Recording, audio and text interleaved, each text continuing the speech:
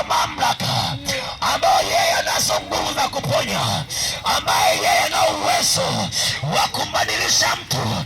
Nimesoma habari za mtu mmoja, mwanamke mmoja ambaye alitokwa damu kwa muda mrefu, ni miaka mingi, 12. Yule mwanamke siku moja alisikia habari za Yesu anapita, akasema ya kwamba nitaenda kula Yesu anapita, nikifika mahali pale nikiligusa tu pindo la vazi lake nami nitapona. Biblia inasema yule mwanamke alipogusa vazi la Yesu, ile chemchemi ya damu ilikauka ndani yake. Nisikilize nikwambie mchana wa leo, nimemleta Yesu ambaye ana uwezo wa kuondoa chemchemu, wa kuondoa tatizo ambalo limekusonga kwa muda mrefu. Biblia inaniambia yule mwanamke alipogusa pindo, ile chemchemi ya damu ikakauka. Sifahamu mtu atarajea ni chemchemi gani ambayo inatesa moyo wako.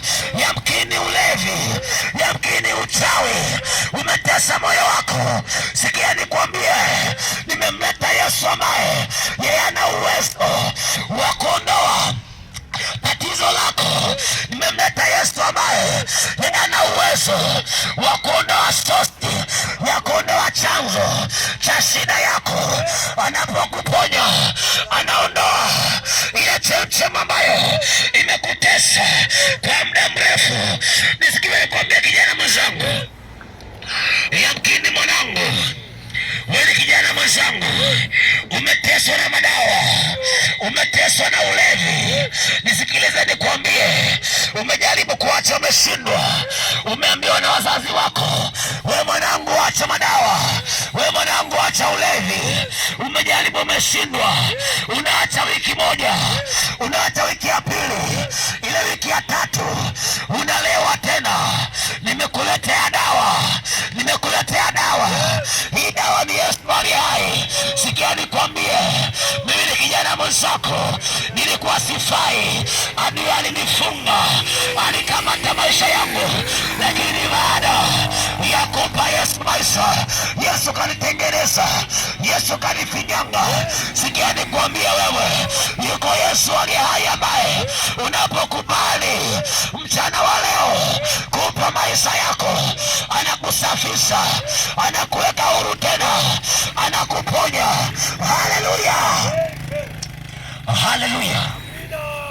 Yuko Yesu awezaye kufungua, na Yesu anapofungua habakizi shida ndani yako. Biblia inasema yule mwanamke alivyomponya Yesu ile chemchemi, manake kumbe Yesu ana uwezo wa kukata sosi, wa kukata mzizi. Yesu ana uwezo wa kuondoa shina ambalo limekuwa likitesa ile misiba kwenye ukoo wako, kwenye familia yako. Wewe unashanga kila mwaka mnazika, unasema ni kawaida, unasema ni kawaida. Atangulie mbele za haki, wewe tumlaze mahali pa peponi. Sikia nikwambie, hiyo sio kawaida, hizo ni nguvu za giza. Nimemleta Yesu leo, yeye ana uwezo wa kukata hiyo misiba ya familia, hiyo misiba ya ukoo. Nimemleta Yesu, watu watarakea. Sikia nikwambie, unapompokea Yesu, yeye anakuwezesha, anakufungua, anakuweka huru. Haleluya, haleluya. Hii nafasi isikupite. Habari hizi njema ni bure kabisa.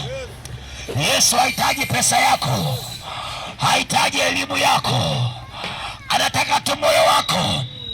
Useme niko tayari jioni ya leo, niko tayari mchana wa leo, natamani kupokea Yesu ili anitoe kwenye vifungo vyote, kwenye ulevi, ili anitoe kwenye uzinzi, kwenye ukahaba. Natamani nimpokee Yesu ili akate ile kiu. Unashangaa mtu ameolewa, lakini kila saa yuko na kiu ya kufanya ukahaba. Mtu yuko kwenye ndoa, lakini kila wakati ana kiu ya kuzini. Nisikilize nikwambie, hiyo sio hali ya kawaida, hiyo ni pepo, hilo ni pepo. Na mchana wa leo nimemleta Yesu, watu watarakea. Nimemleta Yesu ambaye ana uwezo wa kukata hiyo kiu ya dhambi. Nimemleta Yesu. Hebu mpe Yesu maisha yako mchana wa leo. Haleluya! Mpe Yesu maisha yako mchana wa leo. Natamani jue kama kuna mtu amesema, mtumishi wa Mungu, nimekusikia sana, natamani mpe Yesu maisha yangu. Nimechoka kuonewa, nimechoka kuonewa. Usiku silali mtumishi, ninakaba na majinamizi. Usiku silali, ninakaba na pepo wachafu. Unasema umechoka, unamtaka Yesu, unamtaka Yesu. Nione mkono wako juu. Ninaamini spika inafika mbali, sauti yangu inafika mbali. Kama kuna mtu anasema natamani niokoke, nimechoka na ulevi, nimechoka, natamani niokoke, kama unaweza sogea mahali hapa, kama unaweza sogea hapa, kama unaweza sogea hapa. Wala usimwogope mtu. Huo msiba ni wa kwako mwenyewe, huo msiba ni wa kwako mwenyewe, umeteseka mwenyewe. Wala usimwogope mtu. Hebu leo amua, sema namtaka Yesu, namtaka Yesu aingie ndani yangu. Basi